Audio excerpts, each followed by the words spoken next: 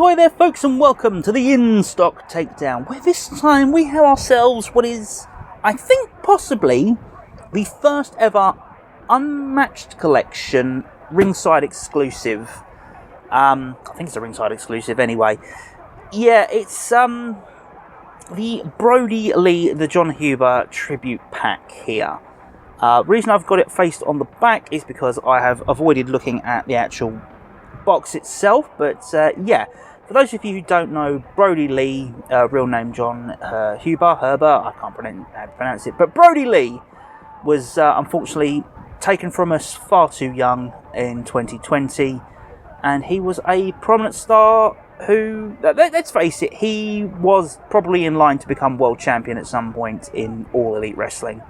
Those of you who have never watched AEW but did watch WWE NXT, he was Luke Harper of the Wyatt family. But yeah, this is, commemorating, his passing, whilst also celebrating, his life, and it's a nice tribute because it isn't just featuring a Brodie Lee figure, but also his son, -1. So yeah, let's have a look at this. Okay, interesting. First thing I'm looking at is -1's mask, and I'm not 100% sold on that. We'll have a closer look in a minute. But otherwise, in terms of presentation, yes, the leader of the Dark Order, Brodie Lee, and his son, that's quite a sight. That's quite nice. I have to say the packaging is a bit bland on the outside. I mean, if you ignore around the edges, which is a bit sort of nothing, the centrepiece of the two standing side by side is quite something. I do like that. That's rather fitting. It's very nice indeed. There we go. And yes, dressed up as the boss. God, we love -1. Oh, and it also comes with spare hands for Brodie, a spare hand for -1, and the eponymous Brodie Lee TNT title, the one that was retired with him. So yes, this was produced by Wicked Cool Toys, distributed by Jazzwares. This is not suitable for 0 to 3 sad onions, and yeah, it is the Ringside exclusive. And like I said, I think it is the first in the Unmatched collection. I think every single other special edition has been part of the Unrivaled collection, so there is that. But yeah, as nice as this looks in the box, come on, let's face it, these figures do better for me, and probably for you, once we've got them out. So bear with me a moment, and we'll get these out and have a closer look. Okay, that's sorted. Let's start with... Well, let's okay, I want to have a closer look at -1. Okay, so Brodie Lee's son, who we've seen on Dark multiple times. We've even seen him appear on, Rampage a couple of times. Has he been on Dynamite? I think he may have been on Dynamite once or twice following, everything. But yeah, he is the smallest action figure, and I think he beats out, oh God, what's Rey Mysterio's son called? I can't remember. Dominic, that's it. I think he beats out the child Dominic figure that they were planning to release as part of the bizarre set celebrating the Eddie Guerrero storyline, where he claimed he was Dominic's pappy and they had a lad. Wrestling's fucking weird. Anyway, I think this is the first ever official proper child action figure ever produced in professional wrestling history, so that's quite something to say the least. Very much in scale and feels like almost a G.I. Joe figure, which I don't have to hand, unfortunately. I don't have any of those at the moment. But yeah, he's still got quite a bit of articulation. He's got the shoulder joints, the arms, the double elbows, the full ball joint wrist, the full ball joint head. Got the double twisting in the abdomen, and it's just literally a full-size figure brought down in scale. And I will say, I wouldn't mind seeing more of the full-size wrestlers in this scale. This is a really, really neat scale. And I wonder how much more expensive it would be to produce them this size than it would your standard 6-inch figures. I mean, this is I don't know. They're not 4. It's not a 4-inch, is it? It's more sort of, I don't know. How big would you say? It's about 1 inch or 2. It's about 4 inch. It's about sort of, Star Wars figure size. So that's quite neat. I like his knee pads. They are a separate thing. They're exactly like his custom gear.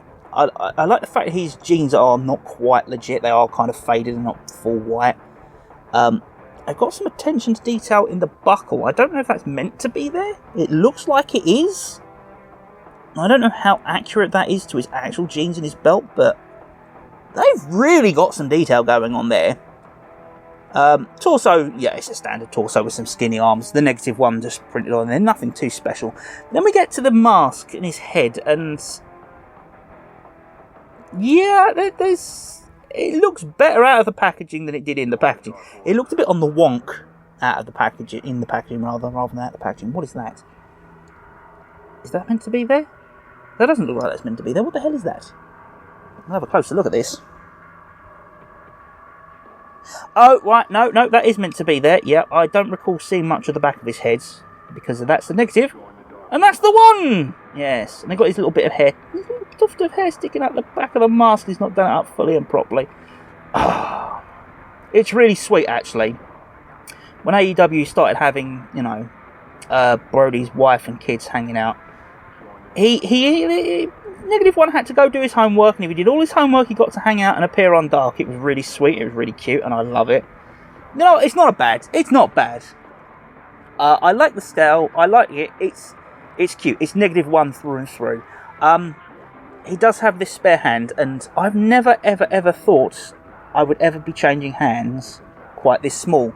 And regular viewers of this programming entertainment will know that I hate doing these things because they're so small and fiddly, but oh my god.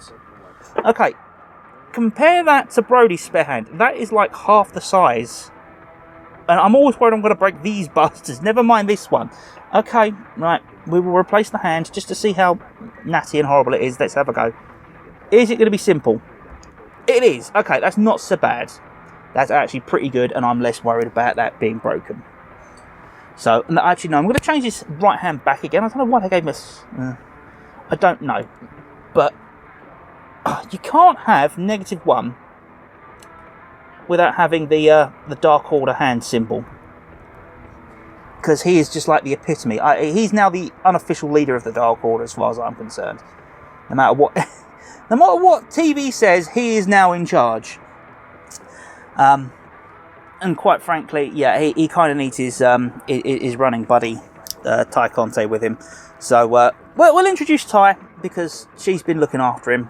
And despite all the crap with Slimy Sammy, she's still a doll, and their friendship is just amazing, and I love to see them on screen together. It fills my heart with joy.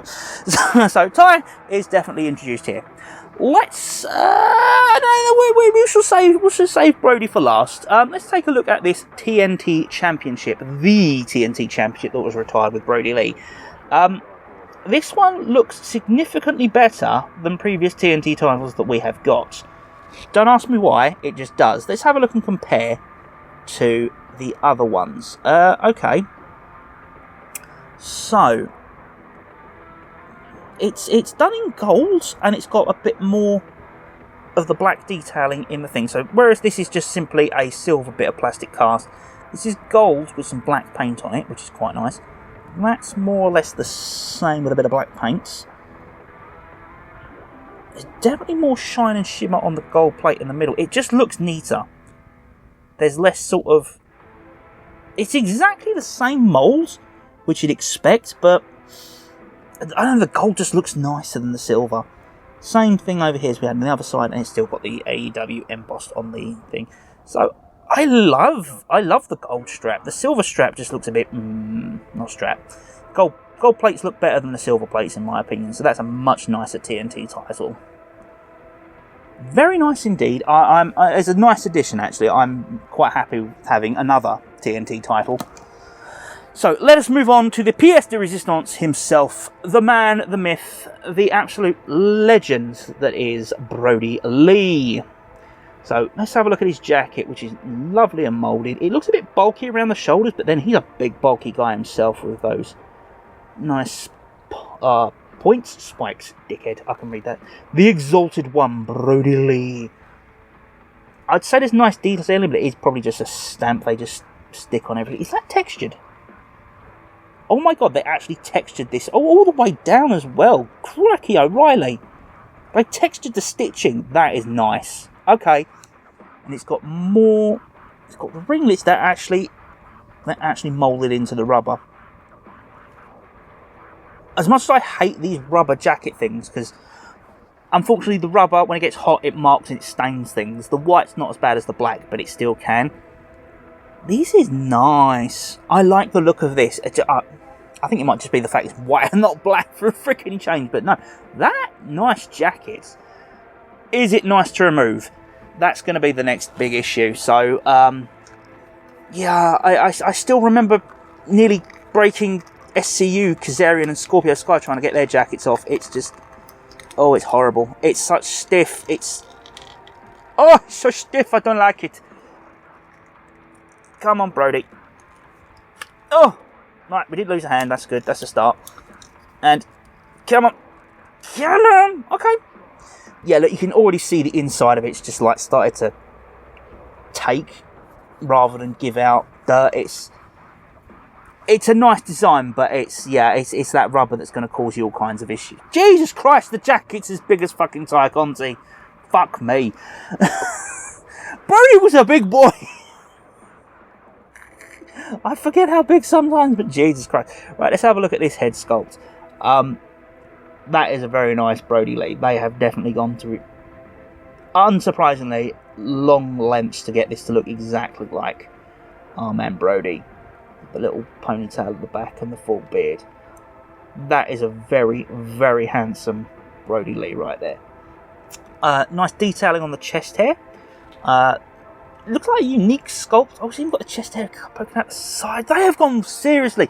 This is a work of love. This Brodie Lee, I swear to God. Whoever's, Wicked Cool has just gone full on for this. You can tell there's love in this. And I think this is a new mould top, especially for him. Oh, Dark Order as well at the back. Very, yeah, look, even the edge of the shirt's all wrinkled and bumped. And, oh, yeah, they've really gone all out for this.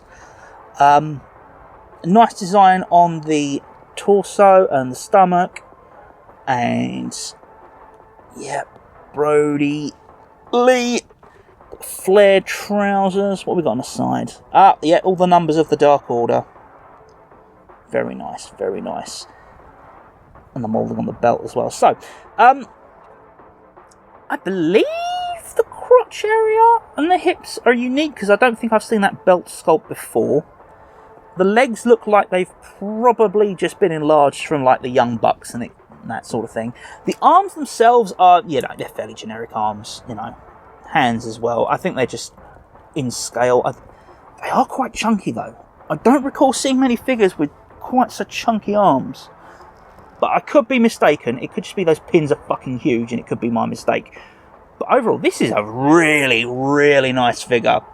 Never mind anything else about Brodie Lee. It's just like, yeah, this is a nice, nice figure. Lots of love and care has gone into making this figure. Like I said, did come with two hands, two open palms that you can see here. I'm going to replace the left hand with the palm just to see how easy it goes in here. Not as easy as -1, but still relatively good. And, creates additional poses for you.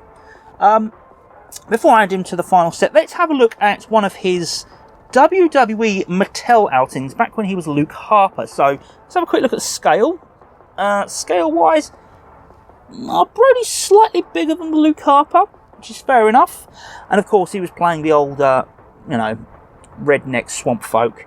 And there's not much difference. I mean, the WWE Mattel head sculpt was actually really quite spot on. It's got that bug-eyed look he used to do. But you can see they're very, very similar, and both figures are very, very good. I do like the colouring more on the Brodie Lee rather than the Luke Harper, but there you go. And Luke Harper did have the chest hair. And honestly, I'll tell you what, if you want to celebrate the memory of Brodie Lee, there's nothing wrong with the Mattel Elite figure. It's still quite spot on. You might want to remove the shirt and the jacket, obviously, because it's not in fitting with the Exalted One character, but it's still fairly recommended and does stand up against what Ringside Collectibles have put out here. But yeah, there's just that there's little touches and little details that I just like I said, about around the top of the straps, and the little paintwork of the chest hair poking out the side. There's small details that show that this is just that much more detail has gone into it, and a little bit more thought, just to really truly commemorate an amazing human being. One of the best wrestlers who never got to shine, unfortunately. But there we go. That has been the All Elite Wrestling Unmatched Collection Brodie Lee Memorial set with -1. And honestly, I'm so glad I bothered to get this. I honestly, he's a great man. -1's amazing, and yeah, this is truly a nice centre point to my collection here, and it's a shame to have lost him. Until next time we step back between the ropes, I've been Tim as TSET. This has been the In-Stock Takedown, and yeah, don't take your loved ones for granted, folks. Ta-ra for now.